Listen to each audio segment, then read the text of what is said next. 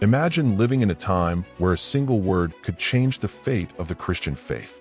This is exactly what happened in the great councils of the early church, and the Constantinople Council in 381 after Christ was one of the most impactful. If you have heard about Nicene Creed or the debate between Arianism and Trinity, know that this council helped shape Christianity as we know today. But why was a new council necessary after the famous Council of Nicaea? Did the theological disputes never end? And as figures like Theodosium I, Alexandria Aelens, and Eusebio de Nicomedia entered this story, these meetings of bishops and popes were not just about doctrine, they involved power, politics, and even intrigue worthy of a movie. Get ready to dive into this event that defined the Christian faith and separated the heresies of orthodoxy. Let's understand what was at stake, who won and who lost in this battle of ideas, and how it still impacts the way Christianity is taught. Ready to unravel the backstage of the Constantinople Council? The Council of Nicaea in 325 seemed to have resolved the great theological crisis of the time, defining that Christ was of the same substance homosousos of the Father. But the reality was quite different. The Arian controversy, which claimed that Jesus was created by God and therefore inferior to him, continued to generate tensions. Even with the official conviction of Arianism, many bishops and political leaders were unwilling to accept this decision so easily.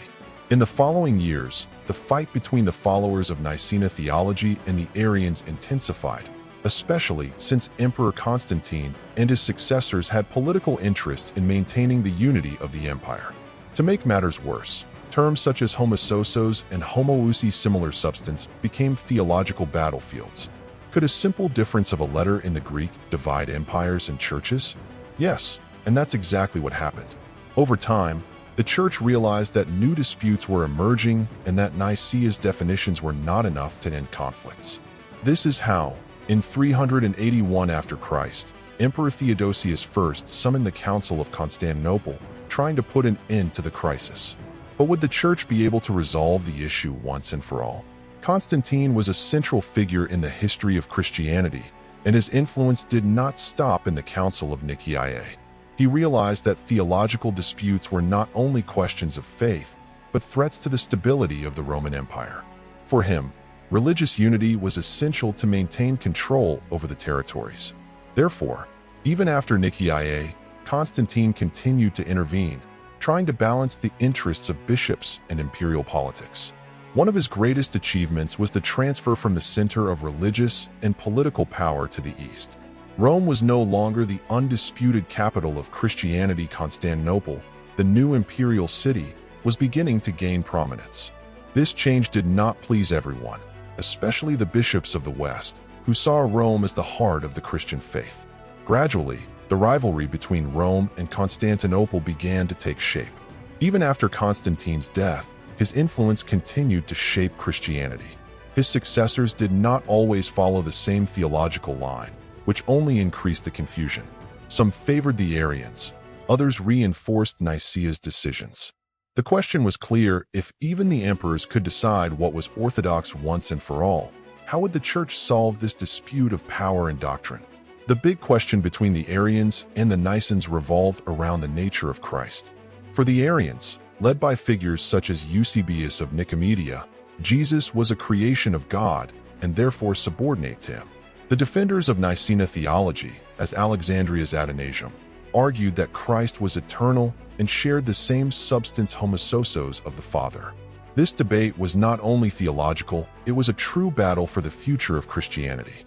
The controversy spread throughout the Roman Empire, influencing not only the church, but also imperial politics.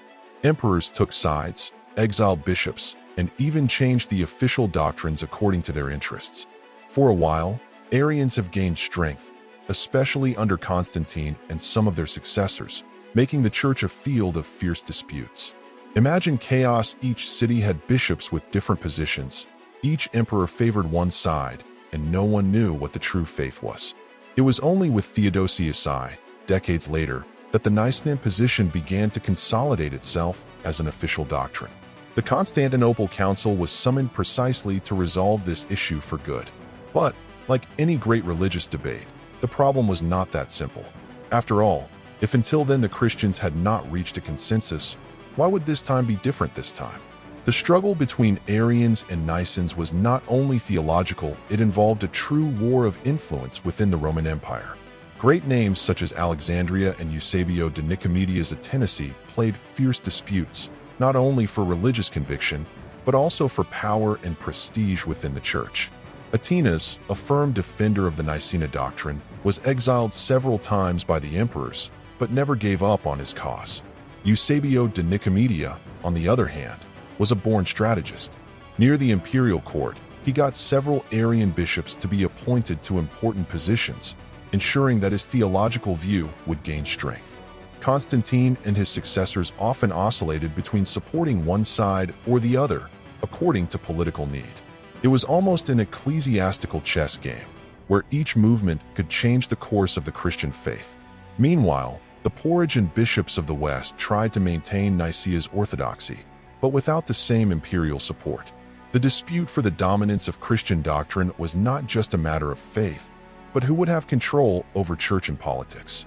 The Council of Constantinople emerged as an attempt to solve these rivalries, but could it really put an end to this struggle for power? After Constantine's death, the Roman Empire was divided among his children, and this had a deep impact on religious disputes. Each of the heirs favored one side of the controversy. Some supported the Arians, others the Nicens, and the result was a true doctrinal chaos. In certain regions, bishops were exiled only to be reappointed when a new emperor assumed. Christianity seemed hostage to political changes. The Emperor Constantius II, for example, was a strong defender of Arianism and pursued the Nicene bishops, including Alexandria Athanasius. Already his constant brother, ruler of the West, remained loyal to Nicene theology. This division between East and West deepened the rivalry between Rome and Constantinople, which would only increase in the following centuries. For many, the Christian faith was becoming a political board where emperors and religious leaders moved the pieces according to their interests. It was only with the rise of Theodosius I that this scale began to lean to the side of Nicene orthodoxy. He decided that the doctrine of Nicaea would be the only one officially accepted and summoned the Council of Constantinople in 381 after Christ to consolidate this position. But with so many changes over the years, could this council really unify the Christian faith? If the controversy over Christ had already generated a whirlwind of disputes, the issue of the Holy Spirit came as another great theological challenge. Until then, many bishops did not have a clear definition about the nature of the Holy Spirit. The so-called Macedonians, followers of Macedonian I of Constantinople, argued that the Holy Spirit was not God, but a kind of force subordinate to the Father and the Son. This view, of course, went against Nicene doctrine and created another battlefield within the Church. Trinity defenders, led by theologians such as Gregory of Nyssa and Gregory of Nazianzo, insisted that the Holy Spirit was equally divine, sharing the same substance homoousios with the Father and Son. This position reinforced the idea of the Trinity, but generated resistance among those who did not want to give the Holy Spirit the same divine status. The dispute was not only theoretical, it divided whole Christian communities and threatened to further destabilize the faith that the empire tried to unify. At the Constantinople Council, the first and the bishops present decided to end this controversy once and for all. They reaffirmed the Nicene Creed and added a new passage, making it clear that the Holy Spirit was Lord who gives life and proceeds from the Father. It was a decisive step in consolidating the doctrine of the Trinity, but there was still much to be resolved. After all, could the Council establish a really unified Christianity? The Council of Constantinople was not just a theological debate, it had a lasting impact on the definition of the Christian faith. To reinforce Nicene doctrine and end Arianism once and for all, the gathered bishops have decided to reaffirm and expand the Nicene Creed. The document was revised to include a clearer formulation of the Holy Spirit, establishing that he was worshipped and glorified with his Father and Son. This solidified the base of the Trinity in Christian theology. In addition to the Trinitarian issue, the Council also formally condemned Arianism and other doctrines considered heretical. Canons and decrees were established that reinforced Nicene orthodoxy, limiting the influence of the Arian bishops in the empire. This movement strengthened the Church's authority about the definition of faith, but also created resentments among those who still defended a different Christology. From that moment on, Christian orthodoxy was sealed based on Nicene Constantinopolitan principles. Even with these resolutions, the fight against heresies was not over there. New disputes would arise in the following councils, and the question of Christ's nature would continue to be discussed. But one thing was certain: the Council of Constantinople helped to establish the foundations of Christianity as we know today.